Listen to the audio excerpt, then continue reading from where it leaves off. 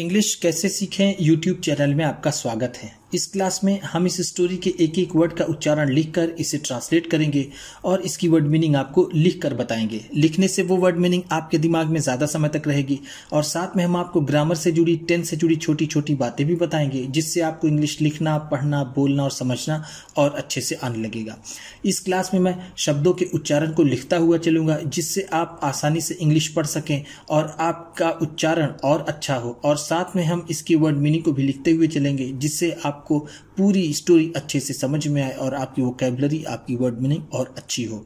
इसी के साथ आप कर दीजिए इस वीडियो को लाइक और मैं करता हूं शुरू। इंग्लिश रीडिंग, क्योंकि ये वीडियो ट्रांसलेशन के साथ साथ रीडिंग की भी है। Soham and Sam, Soham and Sam, Soham और सैम, एंड का मतलब होता है और,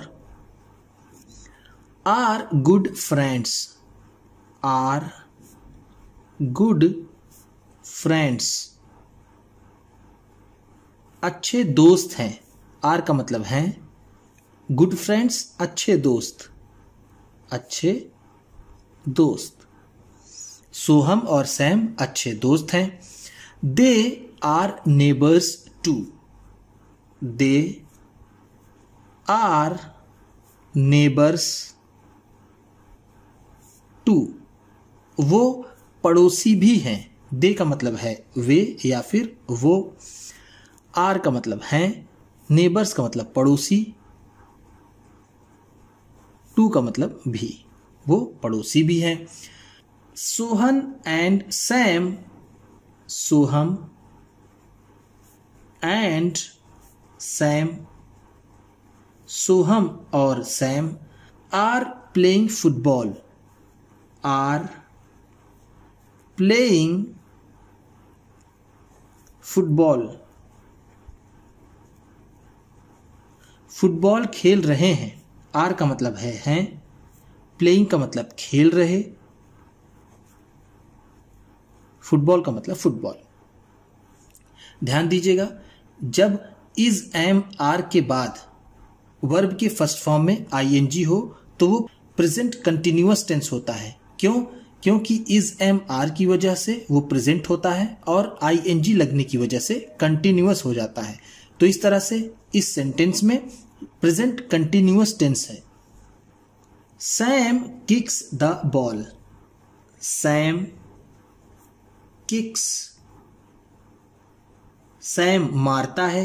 किक का मतलब होता है पांव से मारना, पांव से मारना। सैम मारता है द बॉल, बॉल को यानी फुटबॉल को। फिर से ध्यान दीजिएगा, ये सब्जेक्ट सिंगुलर है। जैसे सैम है, ये नाम है, एक लोग हैं, तो ये होता है सिंगुलर। और वर्ब की फर्स्ट फॉर्म में एस या ईएस लगा है, तो ये कौन सा टेंस होगा? ये होगा प्रेजेंट इंडेफिनिट टेंस। अगर ये प्लूरल होगा सब्जेक्ट तो वर्ब में एस या ईएस नहीं लगेगा, तब भी वो प्रेजेंट इंडेफिनिट टेंस होगा। इट गोज, इट गोज, यह जाती है। इट का मतलब है यह, किसके लिए? ये बॉल के लिए। गोज का मतलब जाती है। Into mister Mane's garden, into mister Mane's garden, mister Mane के बागीचे में। इनटू का मतलब है में, मिस्टर को हम यहां पर श्री कह सकते हैं, ठीक, ये सम्मान देने के लिए लगाया जाता है। माने नाम है, ये एपस्ट्रॉफी, ये एस, मानेज हो गया, तो इसका मतलब होता है काकी के। यहां गार्डन, गार्डन का मतलब बागीचा, माने का बागीचा। ये बॉल माने के बागीचे में चली जाती है। Sam ask for the ball, Sam asks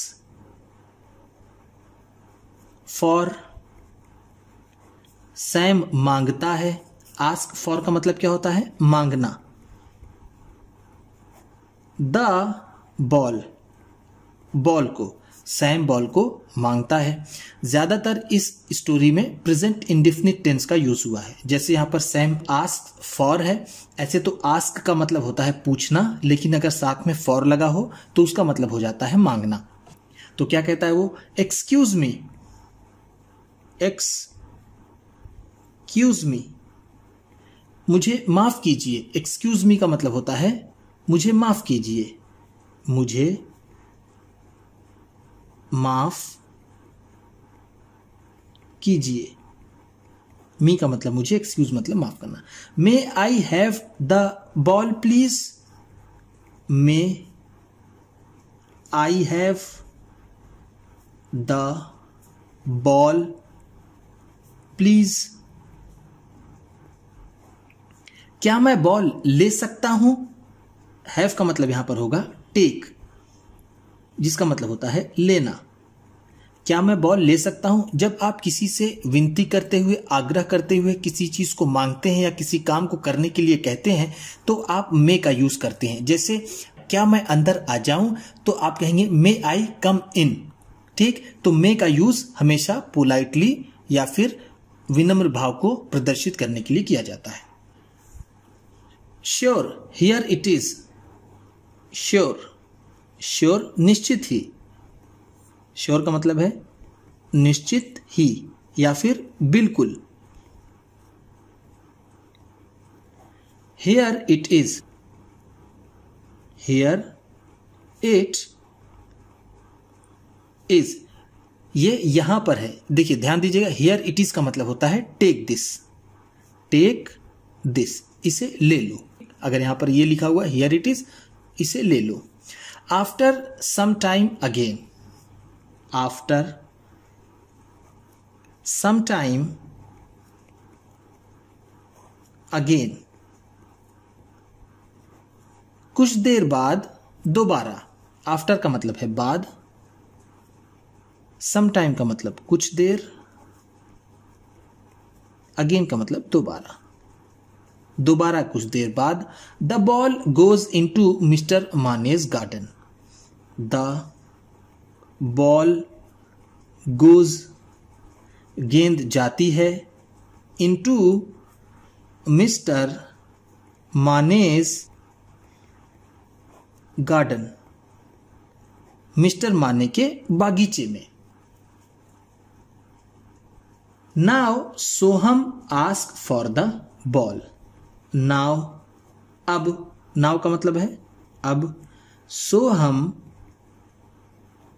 asks for, सोहम मांगता है। आस्क फॉर का मतलब मैंने आपको ऊपर बताया मांगना।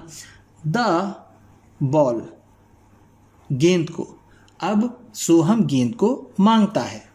Give me the ball, give me the ball, मुझे गेंद दे दीजिए। गिव का मतलब होता है देना, मी है मुझे, मुझे दे दीजिए द बॉल, गेंद को। नो आई वोंट, नहीं, नो का मतलब है नहीं। आई वोंट, आई वोंट, मैं नहीं दूंगा। वोंट वुड नॉट का शॉर्ट फॉर्म है, वुड नॉट, तो आई वोंट, मैं नहीं दूंगा। सेड मिस्टर माने, मिस्टर माने ने कहा। सेड का मतलब है कहा। सेड से का सेकेंड फॉर्म है। से का मतलब होता है कहना, सेड है तो कहा। वाई डज मिस्टर माने से नो, वाई डज मिस्टर माने से नो, मिस्टर माने ने नहीं क्यों कहा। वाई का मतलब है क्यों। डज से का मतलब है कहते हैं, कहते हैं। मिस्टर माने नहीं क्यों कहते हैं। How is Soham feeling, how is Soham feeling, Soham कैसा महसूस कर रहा है, हाउ का मतलब है कैसा, इज का मतलब है सोहम नाम, फीलिंग का मतलब महसूस कर रहा, महसूस कर रहा, क्योंकि उसको मिस्टर माने ने बॉल देने से इनकार कर दी। हाउ इज मिस्टर माने फीलिंग, हाउ इज मिस्टर माने फीलिंग, मिस्टर माने कैसा महसूस कर रहे हैं, उन्हें भी कैसा एहसास हो रहा है। सोहम ट्राइज अगेन, सोहम ट्राइज अगेन, सोहम फिर से कोशिश करता है, ट्राइज का मतलब है कोशिश करता है, कोशिश करता है, अगेन का मतलब फिर से। Uncle may I have the ball please, uncle, चाचा, ऐसे तो अंकल का मतलब होता है चाचा, लेकिन हम यहां इसे अंकल ही कहेंगे। May I have the ball please, क्या मैं बॉल ले सकता हूं। देखिए ध्यान दीजिएगा, यहां पर उसने फिर से पोलाइटली कहा, इसके पहले उसने कहा था uncle give me the ball, uncle मुझे बॉल दीजिए, ये थोड़ा सा अशिष्ट माना जाता है, थोड़ा र्यूड तरीका माना जाता है। इस तरह से कहने पर may I have the ball please, इससे ऐसा लगता है कि आप सामने वाले को सम्मान दे रहे हैं, उससे आप सम्मान से मांग रहे हैं। श्योर, निश्चित ही, श्योर का मतलब जैसा मैंने आपको पिछले पेज बताया निश्चित ही। You can take the ball, हां तुम बॉल ले सकते हो, यू कैन टेक तुम ले सकते हो, तुम ले सकते हो, कैन का मतलब सकना, टेक का मतलब लेना, द बॉल बॉल को। बट चिल्ड्रेन,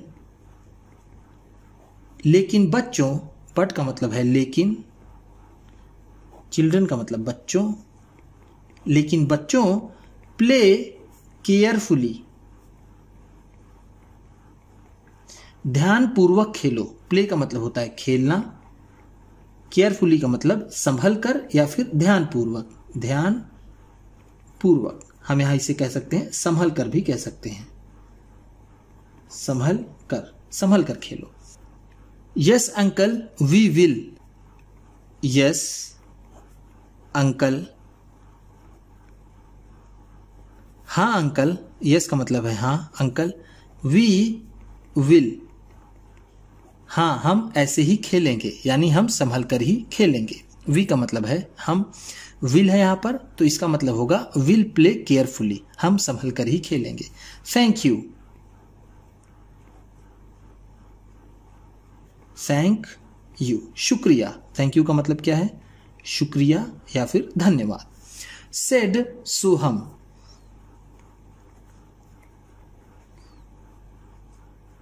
सोहम ने कहा धन्यवाद।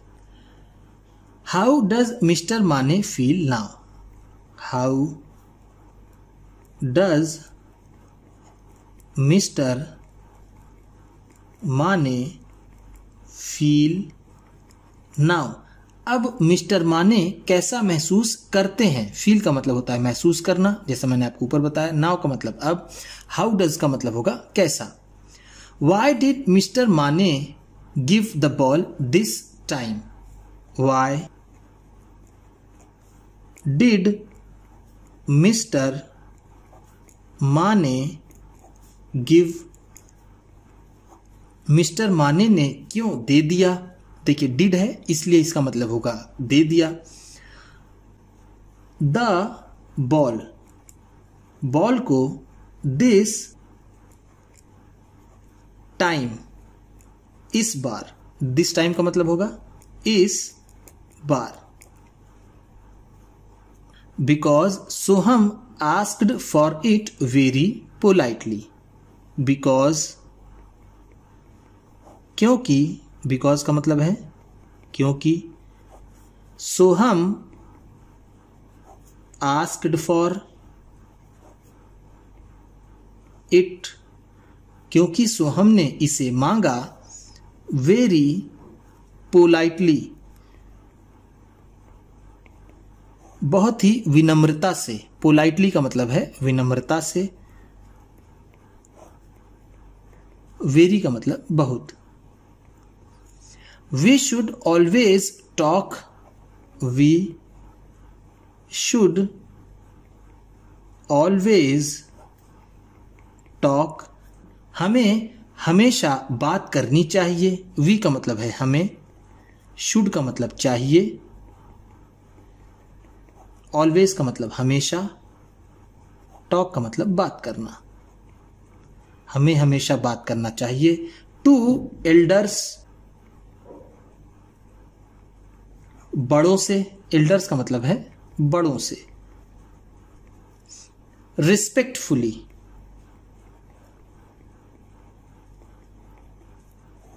सम्मानपूर्वक या फिर इज्जत से। रिस्पेक्टफुली का मतलब क्या होगा? इज्जत से। हमें बड़ों से हमेशा सम्मानपूर्वक बात करनी चाहिए।